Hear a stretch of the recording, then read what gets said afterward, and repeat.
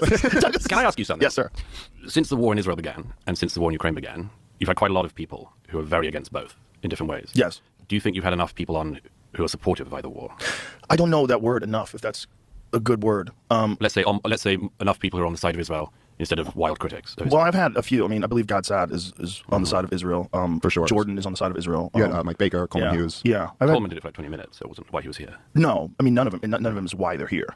You know, it's a good question. Do you think you've tilted one way? Me personally? No, just with the guests you've had. The guests? Yeah, probably more tilted towards the idea that perhaps the way they've done it is barbaric. But why do you think that is? Just out of interest. I'm just interested in your selection of guests because you're like the world's number one podcast. Yeah, it's not. I don't think about it that way. I just think I'd like to talk to this person. But can I just... sorry, it's your show, but sure. If you're going to interview historians of the conflict, or historians in general, why would you get somebody like Ian Carroll? Or Yeah, but Ian Carroll, I didn't bring him on for that purpose. I brought him on because I want to find out, like, how does one get involved in the whole conspiracy theory business? Because his whole thing is just conspiracies. Sure. You know? But do you have any... I mean, there's been a tilt in the conversation, both conversations, in the last couple of years, and it's largely to do with people who have appointed themselves experts, who are not experts. You mean like Ian? I don't think he appoints himself an expert in anything. Who's that other dude who thinks he's an expert on Churchill? Daryl Cooper does not think he's an expert. In fact, I think it's everybody else is always calling him an expert, and he's like, I'm just a history. Have you ever absorbed any of his material? Have you ever consumed any of his podcasts or anything like that? I tried. Yeah? It's pretty hard to listen to somebody who says, I don't know what I'm talking about, but now I'm going to talk. Or I don't know about this. Or I'm not capable of debating this historian, but I'm going to just tell you what I think.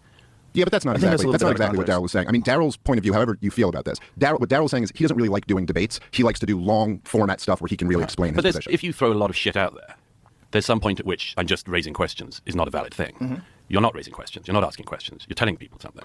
Do you think Daryl's doing that? I think there's a whole bunch of guys doing that. I think Dave is doing that, very obviously. Dave's a comedian, but he's now mainly talking about Israel. Hi, thank you so much for watching. To watch another one, click here. To stay up to date with all our content, click here to subscribe. And if you're able to, you can help support JTV to grow and grow by clicking join below this video, where you can become a member and get perks including early access to videos and private live discussions with me. But most of all, you'll be partnering with us on our mission to change the world.